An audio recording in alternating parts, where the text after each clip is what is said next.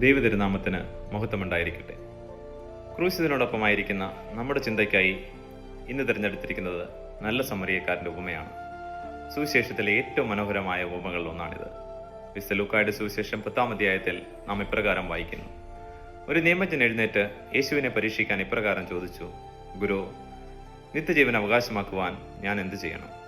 നിയമത്തിൽ എഴുതിയിരിക്കുന്നത് പോലെ നിന്റെ ദൈവമായ കർത്താവിനെ പൂർണ്ണ ഹൃദയത്തോടും നിന്റെ അയൽക്കാരനെ നിന്നെപ്പോലെയും സ്നേഹിക്കുക എന്ന് ഈശോ മറുപടി പറയുന്നു. നിയമജ്ഞന് ദൈവവചനത്തെക്കുറിച്ചുള്ള അറിവ് മാത്രമേ ഉള്ളൂ, അത് ജീവിതത്തിലും പ്രവൃത്തിയിലും ഇല്ല എന്ന് യേശു അവനെ കുറ്റപ്പെടുത്തിയപ്പോൾ തന്നെ ന്യായീകരിക്കാൻ ആഗ്രഹിച്ച അവൻ വീണ്ടും ചോദിച്ചു, ആരാണ് എൻ്റെ അയൽക്കാരൻ? ഈ പശ്ചാത്തലത്തിലാണ് യേശു നല്ല സമറിയാക്കാരൻ്റെ ഉപമ പറയുന്നത്. സുവിശേഷത്തിൽ നാം ഇപ്രകാരം വായിക്കുന്നു. ഒരുവൻ ജെറുസലേമിൽ നിന്ന് ജെറീക്കോയിലേക്ക് യാത്ര ചെയ്യുകയായിരുന്നു. അവൻ കവർച്ചക്കാരുടെ കയ്യിൽ അകപ്പെട്ടു. അവർ അവൻ്റെ വസ്ത്രങ്ങൾ ഉരിഞ്ഞ് അവനെ പ്രഹരിച്ച് അർദ്ധനഗ്നനാക്കി പോയി കളഞ്ഞു.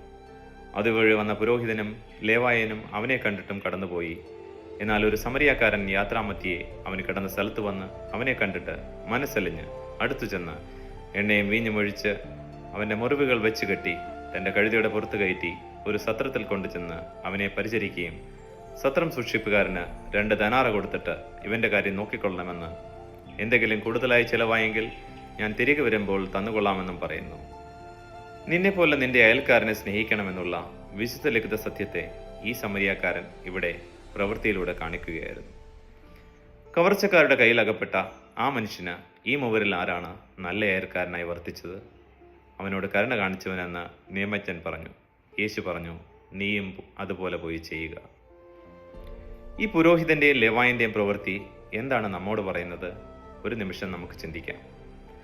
ജീവിതത്തിൽ നാം പലപ്പോഴും പല കാരണങ്ങളുടെ പേരിലും സഹായം അറിയിക്കുന്നവനെ കണ്ടിട്ടും കാണാതെ പോയ നിമിഷങ്ങൾ ഉണ്ടായിട്ടുണ്ടോ?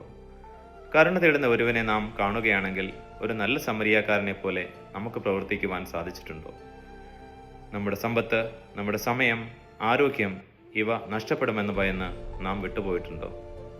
ആ നല്ല സമരിയാക്കാരൻ മുറിവേറ്റ് കിടന്ന ശത്രുവായ യഹൂദന് വേണ്ടി ചെയ്തത് തനിക്ക് പറ്റുന്ന വെറും ഒരു സഹായമല്ല, മറിച്ച് മറ്റൊരാൾക്ക് ഇനി ഒന്നും ചെയ്യാൻ ഇല്ലാത്ത വിധം പൂർണ്ണമായി അവനെ സ്നേഹിക്കുകയും കരുണ കാണിക്കുകയുമാണ് ചെയ്തത്.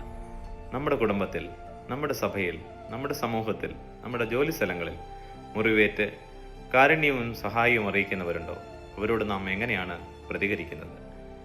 ദൈവസന്നിധിയായ ജെറുസലേം വിട്ട് ദൈവസാന്നിധ്യമില്ലാത്ത ജെറീക്കോയിലേക്ക് നാം യാത്ര ചെയ്യുകയും കവർച്ചക്കാരനായ സാത്താന്റെ പിടിയിൽ അകപ്പെടുകയും ചെയ്തിട്ടുണ്ടോ? ആ പുരോഹിതനെയും ലേവായനെയും പോലെ നാമും കണ്ടിട്ടും കണ്ണടച്ച് ജീവിച്ച സമയങ്ങളുണ്ടായിട്ടുണ്ടോ? ആ നല്ല സമരിയാക്കാരനെ പോലെ ആത്മീയമായും മാനസികമായും മുറിവേറ്റവരെ ദൈവവചനമായ വീഞ്ഞമെണ്ണയും ഒഴിച്ച് അവരുടെ മുറിവ് വെച്ച് കെട്ടാനും ശുശ്രൂഷിക്കുവാനും അവരെ ദേവാലയമായ സഭയായ സത്രത്തിലെത്തിക്കുവാനും നമുക്ക് സാധിച്ചിട്ടുണ്ടോ? നല്ല സമരിയാക്കാരനായ ഈശോ നമ്മുടെ മുറിവുകൾ വെച്ചുകൊട്ടി ശുശ്രൂഷിച്ചതിന് നാം നന്ദിയുള്ളവരാണോ? ക്രൂശിതനോടൊപ്പം യാത്ര ചെയ്യുന്ന ഈ നോമ്പുകാലത്ത് ദൈവത്തിൻ്റെ അനുഗ്രഹങ്ങളുടെ, സ്നേഹത്തിൻ്റെ മഹാകരുണയുടെ മുമ്പിൽ എന്നും നന്ദിയോടെ നിൽക്കാനുള്ള കൃപയ്ക്കായി നമുക്ക് പ്രാർത്ഥിക്കാം. എല്ലാവർക്കും ഒരു നല്ല ദിവസം ആശംസിക്കുന്നു. ദൈവം നമ്മെ സമൃദ്ധമായി അനുഗ്രഹിക്കട്ടെ.